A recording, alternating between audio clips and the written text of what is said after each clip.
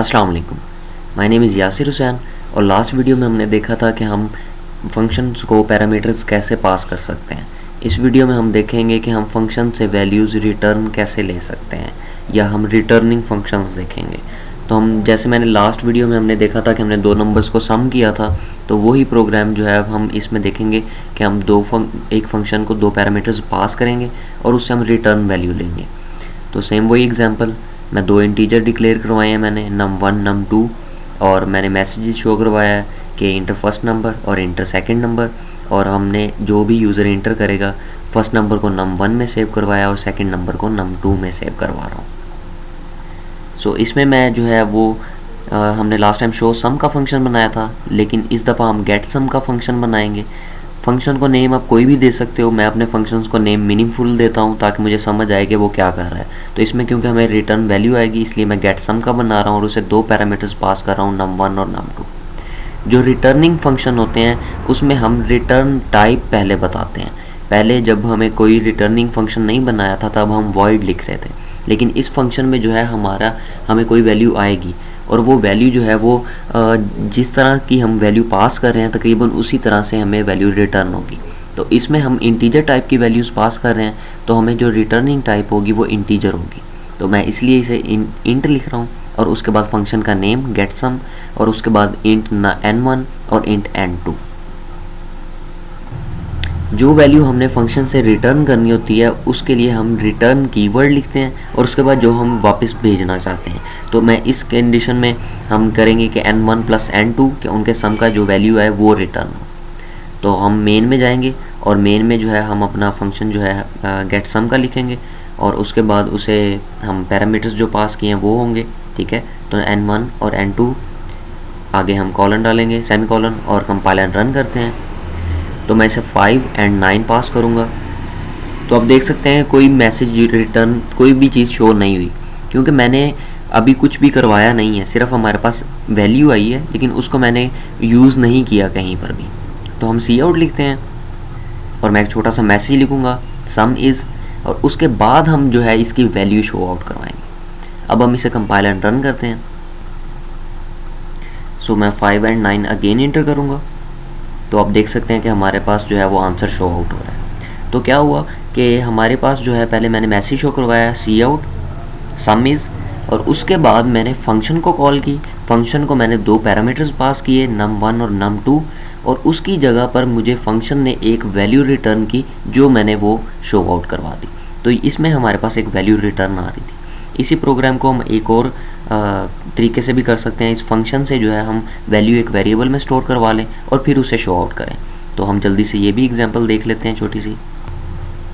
तो मैं ऊपर एक वेरिएबल डिक्लेयर करवा रहा हूँ आंस, जिसे मैं नाम दे रहा हूँ, और जो भी इस फंक्शन से वैल्यू आएगी उसे मैं आंसर में सेव करवाऊँगा और फिर हम इसे शो आउट करवाएंगे। तो सेम उसी तरह से सी आउट लिखूँगा, मैं सम इज़ लिखूँगा, और उसके बाद जो हमारे आंस वेरिएबल में जो डाटा स्टोर है उसे हम शो आउट करवाएंगे। तो इसे हम कंपाइल एंड रन करके देखते हैं। अगेन मैं वही 5 और 9 इंटर करूँगा, तो आप देख सकते हैं कि 14 आंसर आ रहा है। तो डिफरेंट वेज हैं, ठीक है। हम वैल्यू जो रिटर्न आ रही है उसे किसी वेरिएबल में स्टोर करवा के शो करवा लें या डायरेक्टली शो करवा लें, ये हमारे ऊपर है। अब हम एक और फंक्शन की एग्जांपल देखेंगे जिसमें हम इवन और ऑड नंबर्स को चेक करेंगे। सो मैं जल्दी से जो है वो अपना न्यू प्रोग्राम लिख लेता हूँ। तो मैं एक वेरिएबल डिक्लेयर करवाऊँगा नम, और फिर मैं मैसेज शो करवाऊँगा इंटर द नंबर, उसे मैं सेव करवाऊँगा नम में, और उसके बाद मैं कंडीशन लिखूँगा इफ़ नम मॉडुलस 2, यानी कि नंबर डिवाइडेड बाय 2, और अगर इसका रिमाइंडर जो है वो 0 आता है तो फिर इफ़ में जो भी मैं काम करवाऊँगा वो हो, अदरवाइज़ जो है वो कुछ और मैसेज हो। तो अगर तो उसका रिमाइंडर 0 आता है तो मैं कहूँगा कि नंबर इज़ इवन, ठीक है। और जो अगर वो हमारा 0 नहीं आ रहा तो जाहिर सी बात है कि वो ऑड नंबर होगा, तो मैं मैसेज शो करवा दूँगा कि नंबर इज़ ऑड। सो हम इसे कंपाइल एंड रन करते हैं। 2 इंटर करूँगा तो ये एक इवन नंबर है। अगेन टेस्ट करेंगे हम, तो देखें आपके ऑड नंबर हमारा शो हो रहा है। तो हमारा प्रोग्राम जो है वो सही रन हो रहा है। अब हम इसी जो हमने प्रोग्राम लिखा है उसे फंक्शन में कन्वर्ट करते हैं। तो ये फंक्शन हमें ट्रू या फॉल्स रिटर्न करेगा, इसलिए मैं इसे बूल दे रहा हूँ, और इस फंक्शन को नाम मैं दे रहा हूँ इज़ इवन, और इसे एक नंबर पास होगा तो इंट नम कर रहा हूँ, जो भी वैल्यू नीचे से पास होगी वो नम में स्टोर होगी, और उसके बाद जो नीचे हमने वो लॉजिक कॉपी की है वो यहाँ पर पेस्ट करेंगे। सी आउट की जगह पर हम रिटर्न लिखेंगे, तो अगर तो if modulus 2 num modulus 2 is equal to 0 है तो रिटर्न ट्रू होगा, अदरवाइज फॉल्स होगा। यानी कि अगर तो नंबर इवन है तो हमारे पास ट्रू वैल्यू आएगी, अदरवाइज फॉल्स वैल्यू आएगी। तो मेन में हमें थोड़ी सी लॉजिक लिखनी पड़ेगी, ठीक है। तो मैं वही ऊपर वाला इफ एल्स कॉपी पेस्ट करता हूँ। अब इफ़ में जो है मैं वो फंक्शन पास करूँगा इज़ इवन वाला, और उसे मैं नम जो हमारा पास वेरिएबल में वैल्यू स्टोर है वो पास करूँगा। तो अगर तो इफ़ की वैल्यू ट्रू होगी यानी कि वो नंबर इवन होगा तो हमारा इफ़ वाला ब्लॉक प्रिंट आउट होगा, यानी कि नंबर इज़ इवन ब्लॉक जो है वो होगा प्रिंट। और अगर वो फॉल्स है वैल्यू तो हमारा एल्स वाला पार्ट जो है वो प्रिंट आउट होगा, तो फिर हमारा मैसेज शो होगा कि नंबर इज़ ऑड। तो हम इसे जल्दी से टेस्ट कर लेते हैं। तो मैं इसे कंपाइल एंड रन करूँगा। तो पहले मैंने 2 इंटर किया तो number is even, again test करेंगे तो मैं 7 इंटर करूँगा, नंबर इज़ ऑड। तो हमारा फंक्शन जो है वो सही रन हो रहा है। तो इसे मैं थोड़ा सा एक्सप्लेन कर देता हूँ लास्ट टाइम, ताकि आपको रिटर्निंग फंक्शंस की और अच्छे से समझ आ सके। सो मेन फंक्शन में हमने एक इंटीजर वेरिएबल डिक्लेयर करवाया जिसे हमने नम कहा। यूज़र से हमने एक इनपुट ली, नम में स्टोर करवाई, और उसके बाद हमने एक लॉजिक दी कि इफ़ इज़ नम, यानी कि जो ऊपर इज़ नम फंक्शन है उसमें अगर नम हमने जो पास किया है उसका रिज़ल्ट ट्रू है तो मैसेज हो नंबर इज़ इवन। अगर उसका रिज़ल्ट जो है वो फॉल्स है तो एल्स वाले पार्ट में हमने कहा कि नंबर इज़ ऑड। ऊपर जब हमने फंक्शन डिक्लेयर करवाया तो उसे बूल हमने कहा, बुलियन मीन्स के इसकी रिटर्न टाइप जो है या तो ट्रू होगी या फॉल्स होगी।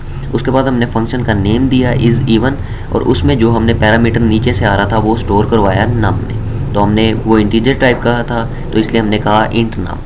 अब फंक्शन के अंदर हमने कहा कि इफ़ नम मॉडुलस 2, यानी कि अगर नंबर को 2 पे डिवाइड किया जाए और उसका रिज़ल्ट 0 आए इज़ इक्वल टू 0 हो तो फिर हमारा ट्रू जो है वो रिटर्न हो वैल्यू, एल्स हमारी फॉल्स वैल्यू जो है वो रिटर्न हो।